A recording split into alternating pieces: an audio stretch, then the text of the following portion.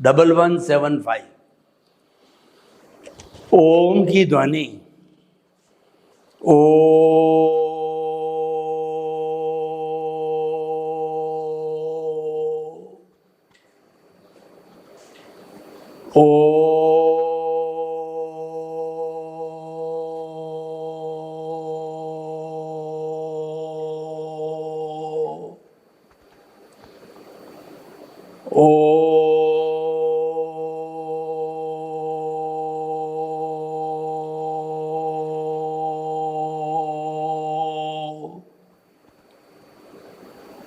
और हम की ध्वनि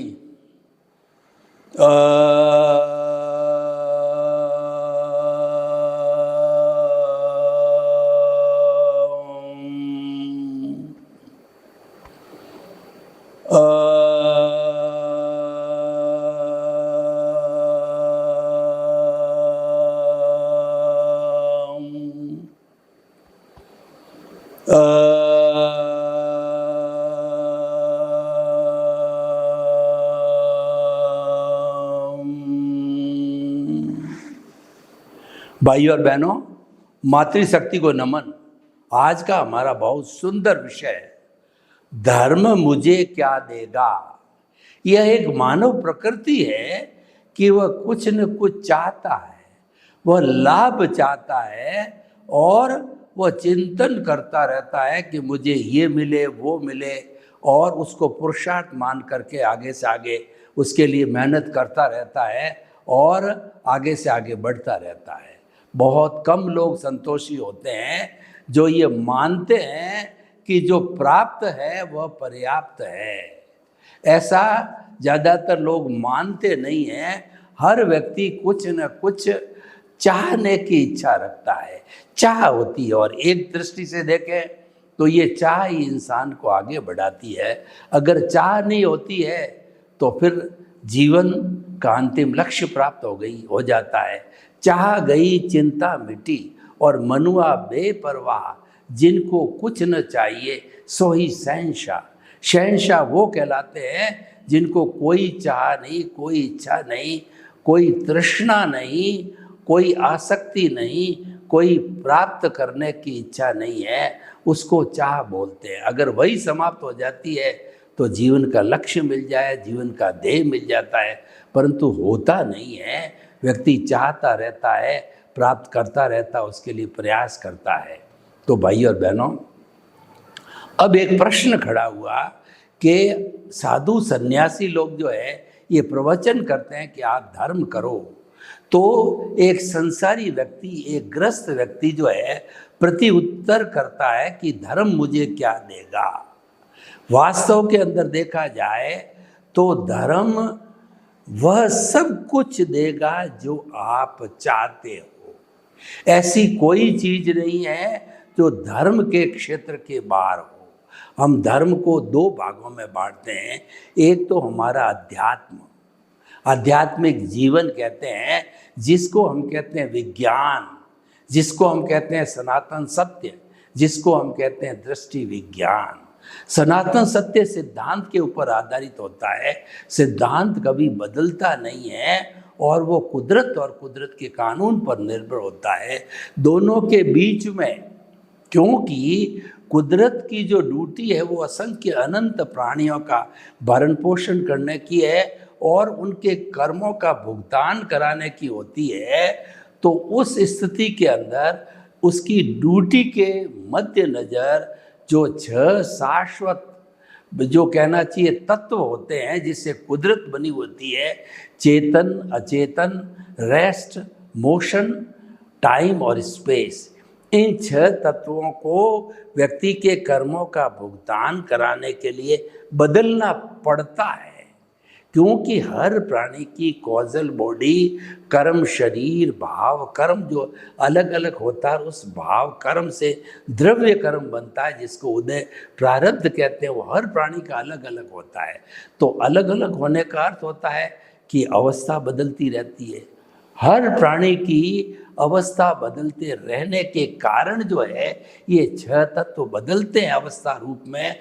तत्व रूप के अंदर वो शाश्वत है, अवस्था रूप में बदलने के कारण जो है इनको कुदरती रचना कहा गया है।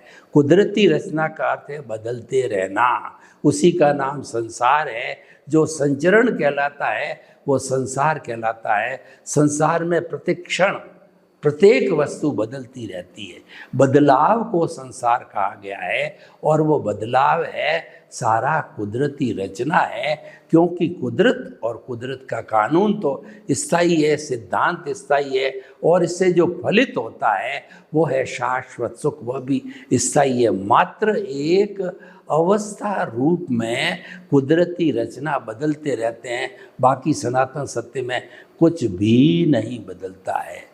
और जो इस बदलाव को कुदरती रचना मान लेता है, जान लेता है, श्रद्धा करता है, सबूरी करता है, और उसके अंदर जो है 100% प्रतीति बिठा देता है कि सुबह से शाम, जन्म से मृत्यु, मेरे जीवन में जो कुछ भी घटित होता है सब कुदरती रचना है। लाभ हुआ कुदरती रचना, हानि हुई कुदरती रचना, बेटा हुआ कुदरती रचना, पोता हुआ कुदरती रचना, सुख मिला कुदरती रचना, दुख मिला कुदरती रचना, और बीमारी आई कुदरती रचना, और एकदम बॉडी में स्फूर्ति आई, सब कुदरती रचना। क्योंकि वह उदय और प्रारब्ध के अधीन है, क्योंकि वह कुदरत के कानून के अधीन है, वो बदलती रहती है, और वह संजोगों के अधीन है। संजोग बदलते रहते हैं, उपादान बदलता है, संजोग बदलते हैं, उदय प्रारब्ध बदलता है, और द्रव्य कर्म बदलता रहता है। ये बदलाव के कारण कुदरती रचना कहते हैं, और वह हमारे जीवन के अंदर हर क्षण चलती रहती है। सुबह प्रातः काल जो है वो ठंडा मौसम होता है, फिर दोपहर आती है, गर्मी चढ़ती है, फिर शाम आती है, फिर ठंडक होती है, और फिर रात्रि आती है। यह सारा बदलाव होता रहता है। ये सारी है वह कुदरती रचना है। तो भाइयों और बहनों, कुदरती रचना देखना एक सम्यक तप है। जो व्यक्ति कुदरती रचना देखता रहता है, उसमें इंटरेस्ट रखता है, और उसके कानून को नहीं तोड़ता, यानी कि वो कभी भी उदय और प्रारब्ध से जुड़ करके और कुदरती रचना को देखना बंद कर देता है, तो कुदरत का कानून टूटता है, और कुदरत का कानून टूटता है तो कॉज पड़ते हैं। कुदरती रचना देखने के अनेकों लाभ है। कुदरती रचना देखते रहने से जो कॉज पड़ते हैं वो मोक्ष के लायक और सहायक पड़ते हैं। कुदरती रचना देखने से हमारे आदि व्याधि और उपाधि होता है। कुदरती रचना देखने से हम हमेशा वर्तमान में जीते हैं। कुदरती रचना देखने से हमारी जो जागृति है, जिसको हम रियल पुरुषार्थ कहते हैं, वो बढ़ता जाता है, बढ़ता जाता है। जो कुदरती रचना देखता है वो मोक्ष के करीब पहुंचता है। कुदरती रचना देखने वाले के जो है सम्यक ज्ञान, सम्यक दर्शन का डेवलपमेंट स्नेह स्नेह बढ़ता रहता है। कुदरती रचना देखने वाला दृष्टि विज्ञान को देखता है। कुदरती रचना देखने वाला वो एकाग्र होकर के भेद विज्ञान करता है, वो ज्ञाता दृष्टा रखता है, होता है, और वह साक्षी भाव से जीता है, वह विधेय बन जाता है, और वह मैं अलग शरीर अलग है इस सिद्धांत के ऊपर आ जाते हैं। यानी प्रकृति कुदरती रचना देखने वाला प्रकृति और पुरुष को अलग रखता है, और जो प्रकृति को पुरुष को हमेशा अलग रखता है, जीवन भर अलग रखता है। कुछ जीवन के अंदर, कुछ जन्मों के अंदर दोनों अलग रख दिए जाते हैं, तो हमारी जागृति 100%, प्रीति 100% और अनुभव 100%, यानी केवल दर्शन की प्राप्ति हो जाती है। कुदरती रचना देखने का जो अंतिम मंजिल, अंतिम लक्ष्य है, वो केवल दर्शन की प्राप्ति होना। और कुदरती रचना तभी दिखाई देती है हमारे केंद्र के अंदर चेतना होनी चाहिए। हम चेतना के इर्द गिर्द रहते रहे तो कुदरती रचना देखते रहेंगे। और जो ही देहाध्यास में आए, यानी जो ही हम उदय और प्रारब्ध से जुड़ गए, जो ही हमारे साथ घटित हो रहा है उससे हमने राग द्वेष कर लिया, तो उसका फलित ये होगा कि फिर जो है वो राग द्वेष और बढ़ेगा, फिर वो उदय और प्रारब्ध अज्ञान है वो और बढ़ेगा।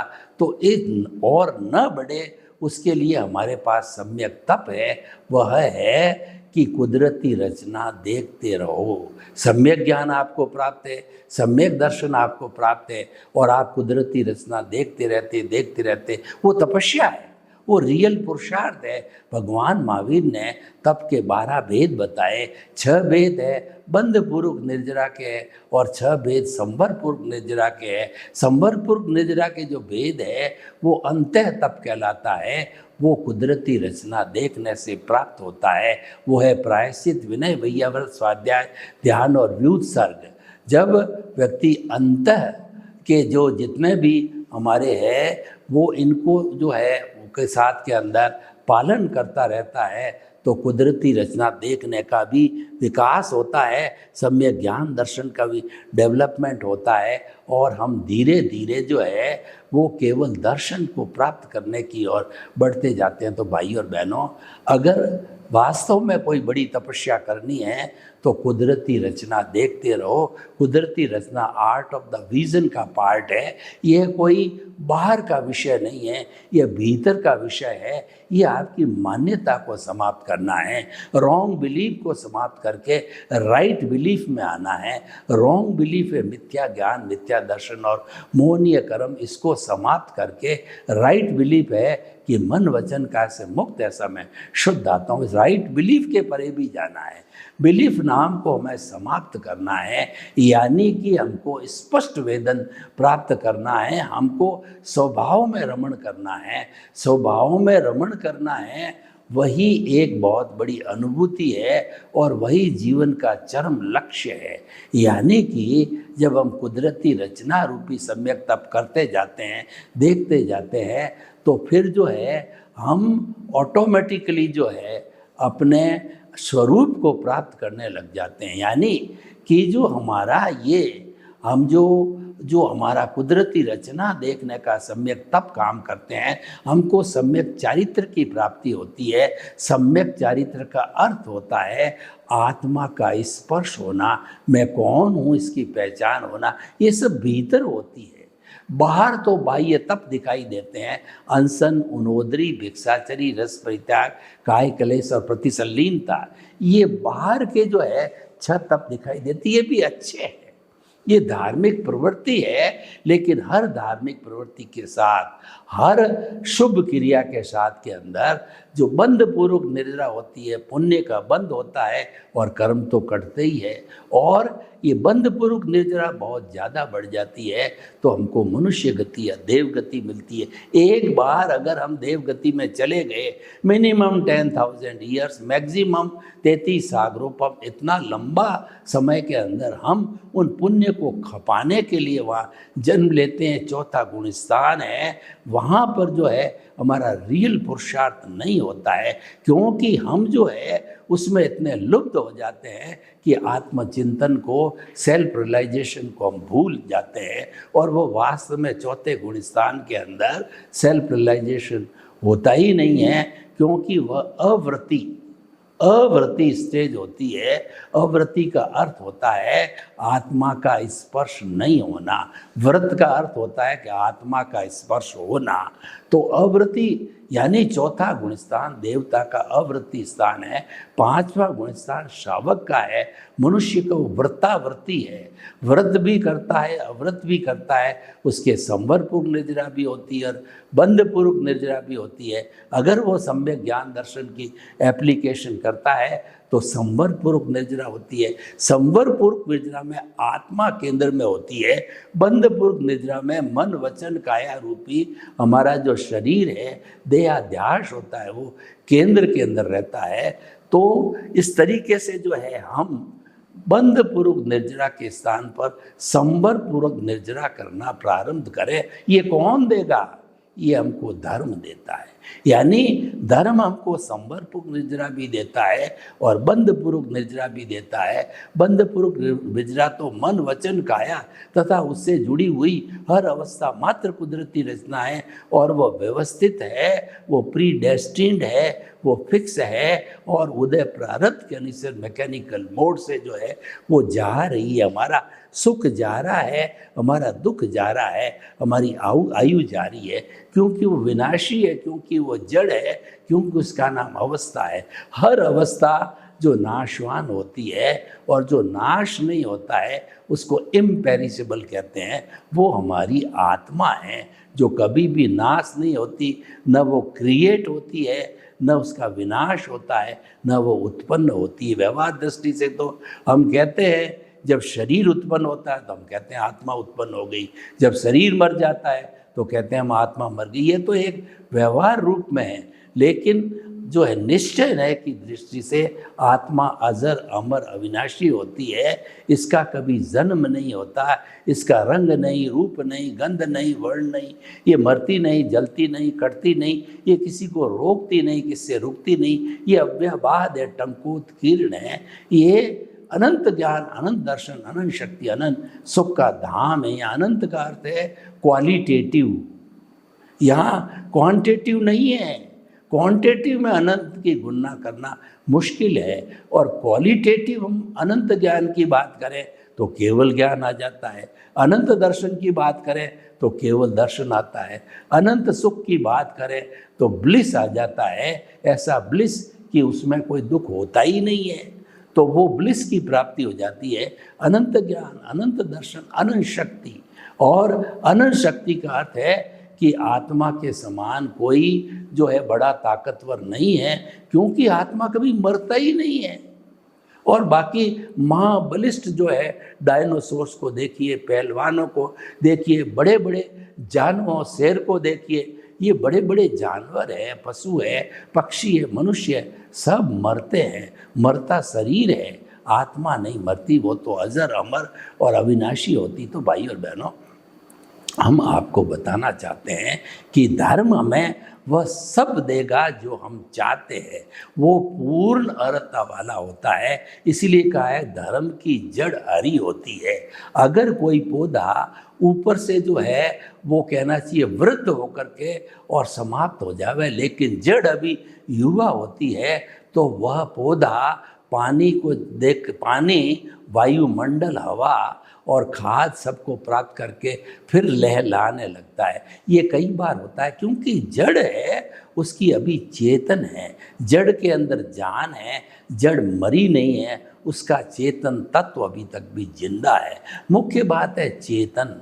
चेतन होता है जब भी जड़ के अंदर है, वो सारी परिस्थितियां पैदा करता है कि जो है वो इसकी उपस्थिति से, चेतन की उपस्थिति से प्रजनन होती है, ग्रोथ होती है और इस बॉडी में फीलिंग्स होती है, सुख दुख की अनुभूति होती है और 9 कैरेक्टरिस्टिक होती है। सारी इसलिए होती है प्रभु भीतर विराजमान शुद्ध आत्मा परमेश्वर रूप का भगवान जो शुद्ध अवस्था में है, अभी हम हुए नहीं हैं, क्योंकि ज्ञान बीच के अंदर आड़ा आता है। जिस दिन ज्ञान समाप्त हो जाएगा तो हम जो है सिद्ध बुद्ध और मुक्त बन जाएंगे, अपने प्राकृतिक स्वरूप में आ जाएंगे, कुछ पाना शेष नहीं रहेगा, स्पष्ट वेदन हो जाएगा। तो भाई और बहनों, धर्म वह सब कुछ देगा। अब मैं थोड़ी जो है व्यवहार जगत की बात करूं, क्योंकि हम लोग व्यवहार और निश्चय जगत में बहुत जीते हैं और हमारे सामने खुली आंखों का जो दृश्य है वो व्यवहार जगत है। इसीलिए व्यक्ति व्यवहार जगत से ज़्यादा प्रभावित होता है, क्योंकि मन वचन काया है, ये तो जन्म से मृत्यु तक काम करते रहते हैं, वो उससे प्रभावित होता है। जब कभी भी हम उदय और प्रारब्ध के या देहाध्यास से प्रभावित होते हैं तो कुदरती रचना के न देखने के कारण कुदरत का कानून टूटता है। कानून का अर्थ हुआ कि देहाध्यास के कौज बढ़ते हैं और कानून नहीं तोड़ते हैं, क्योंकि अज्ञान अभी उपलब्ध है, अज्ञान समाप्त नहीं हुआ है, तो अज्ञान के रहने के कारण जो कॉज पड़ते हैं वो मोक्ष के लायक और सहायक पड़ते हैं। जो पुण्य प्राप्त होता है वो हमको मोक्ष में ले जाने वाला है। पुण्य के बिना दुनिया का कुछ भी एक पत्ता भी नहीं हिलता है। मैं ये अंगुली हिला रहा हूँ, वो पुण्य प्रबल होने के कारण जो है वो हिल रही है, वरना ऐसा व्यक्ति जो है वो लकवा मार सकता है, वो कोमा में जा सकता है। तो भाई और बहनों, चेतन तत्व केंद्र में रहना चाहिए। ये हमारी प्रगति की प्रथम जो है प्राथमिकता है, पहला पावदान है। अगर हमने चेतन को केंद्र में नहीं रखा और हम देहाध्यास को केंद्र में रखा तो हम उल्टा काम करना चालू कर देते हैं। हम जो है मिथ्या ज्ञान, मिथ्या दर्शन और मोहनीय कर्म की एप्लीकेशन करने लग जाता है, वह हमको संसार में भटकाने वाला होता है। अगर हमको संसार में भटकना नहीं है तो आपको जो है वो भीतर विराजमान प्रभु है, उस प्रभु को अपना लेना चाहिए। और ज्यों ज्यों हम चेतना के पाले में रहेंगे त्यों त्यों हमारे को सम्यक ज्ञान दर्शन की एप्लीकेशन होने के कारण जो है हम धीरे धीरे जो है अपनी आंतरिक प्रोग्रेस करते करते सिद्ध बुद्ध और मुक्त भी हो सकते हैं। तो भाई और बहनों, जो आज का हमारा विषय है कि धर्म क्या देगा, धर्म पैसा देगा। और धर्म जो है संबंध, सत्ता, रिश्ते, नाते, पद, प्रतिष्ठा, धन दौलत सब देगा। कैसे देगा? हमने धार्मिक क्रिया करी, मन वचन काया की शुभ प्रवृत्ति की, तो शुभ प्रवृत्ति के कारण जो हमारे कॉज पड़ेंगे वो शुभ भावों के द्वारा पड़ेंगे। और शुभ भावों के कारण कॉज बढ़ने से जब भी हमारा पुण्योदय होगा, हमको धन मिलेगा, दौलत मिलेगा, परिवार मिलेगा, सुख मिलेगा, शांति मिलेगी और आनंद मिलेगी। ये किस कारण हुआ? हमने पुण्य का संचय किया है, जिसको हम बंधपूर्वक निजरा कहते हैं। देखिए, दोनों बातें अपनी अपनी जगह सही है। बंधपूर्वक निजरा का नाम संसार है। जो हमारे कर्मों का भुगतान हो रहा है वह बंधपूर्वक निर्जरा है, वो हमको करनी पड़ेगी, क्योंकि हम पीछे से लेके आए हैं, कॉजल बॉडी उपादान के रूप में बना के लेकर के आए हैं। और जो है जब वो हमारी स्क्रिप्ट हम तैयार करके लाए हैं, ये हमारा परिणाम है। जो हमारा उदय प्रारब्ध चल रहा है उसको पुरुषार्थ मानते हैं, तो ये मिथ्या ज्ञान, मिथ्या दर्शन और मोहनीय कर्म है। वास्तव में जो पुरुषार्थ की बात करो तो वैसे तो मोक्ष में करना कुछ नहीं होता है। पुरुषार्थ नाम की चीज़ मोक्ष में होती नहीं है। आत्मा में निवास करना, इसको आप पुरुषार्थ कहो या ये भाव कहो, या जो है ये आप जो आत्मरमण करो, आत्मनिरीक्षण करो, आत्म परीक्षण करो, कुछ भी कहिए, लेकिन अपने स्वभाव में रहना ये अल्टीमेट जो है हमारा सनातन सत्य का जो है सिद्धांत का स्वरूप है कि हमें अपने स्वरूप में रहना है। वही हमारा रियल पुरुषार्थ है। और उसमें भी हमको जो है अभ्यास नहीं करना है, बार बार ये कहना नहीं है। जो कहना लग जाएंगे तो वो क्रिया हो जाएगी, और क्रिया के अंदर मन वचन काया का जुड़ाव हो जाएगा। तो फिर वो क्रिया तो क्या है, हमको संसार में भ्रमण कराने वाली होगी। लेकिन हमारी जो आर्ट ऑफ द विजन, उसमें क्रिया नहीं है, उसमें तो मात्र भाव है। उसके अंदर समझ को खुला करना होता है, रॉन्ग बिलीफ को समाप्त करके राइट बिलीफ में लाना होता है। और जब हम जागृति की चरम सीमा पर पहुंचते हैं, उस वक्त के अंदर हमारा ये जो है ये भी हमारी जो कहना चाहिए राइट बिलीफ में हमको समाप्त करनी पड़ेगी। यानी कि राइट बिलीफ हो चाहे रॉन्ग बिलीफ हो, चाहे आपका डिस्चार्ज हो, सब कुछ करने वाली प्रतिष्ठित आत्मा है। जब तक प्रतिष्ठित आत्मा है अज्ञान खड़ा है, जब तक प्रतिष्ठित आत्मा है हमारा डिस्चार्ज चलता रहेगा और लाइव भी होता रहेगा। जब तक प्रतिष्ठित आत्मा उपलब्ध है तब ये संसार का चक्र ऐसे ही चलता रहेगा। हमें मुक्ति को प्राप्त होना है कुछ ही भवों के अंदर, तो हमने प्रतिष्ठित आत्मा को समाप्त करना होगा। और प्रतिष्ठित आत्मा के समाप्त होने का अर्थ ये हुआ कि हमारा अज्ञान समाप्त, हमारा मन समाप्त और हमको केवल दर्शन की प्राप्ति हो जाती है। और केवल दर्शन की प्राप्ति करने के पहले पहले इस जन्म में हमने जो शुभ शुभ भाव डाले, शुद्ध तो हो नहीं सकते, क्योंकि ज्ञान दर्शन के बिना शुद्ध भाव होते नहीं हैं। प्रतिष्ठित आत्मा एक मिश्र चेतन जड़ का रूप है, उसमें ज्ञान दर्शन नहीं होने के कारण जो है वो जो है ज्ञान दर्शन नहीं होने के कारण जो हमारी प्रतिष्ठित आत्मा के अंदर अनुभूति वगैरह नहीं होती है। अनुभूति के अंदर जो है हमारा ये कहना चाहिए कि ये होना जरूरी है कि हम जो है अनुभव को प्राप्त करें, रियल पुरुषार्थ को प्राप्त करें। तो भाई और बहनों, बहुत ही सुंदर विषय है कि धर्म हमें क्या देगा। धर्म जो है उसका बाई प्रोडक्ट है वो है पुण्य।